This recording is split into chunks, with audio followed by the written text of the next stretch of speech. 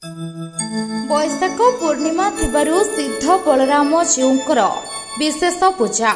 ढेंकानाल कैबल्य बजार स्थित सिद्ध बलराम जीउंक मंदिर में बैशाख पूर्णिमा थिबारु विशेष पूजार्चना करा जायछि। प्रातहरु मंगल आरती महास्नान परे वस्त्र तुलसी हार फूल हार लागे करा जायछि। वल्लभ भोग लागे करा जायथिला। 10 खेचुड़ी भोग मध्याह्न अर्ण धूप संध्यारे आलती रात्र धूप परे पहड़ पड़िब।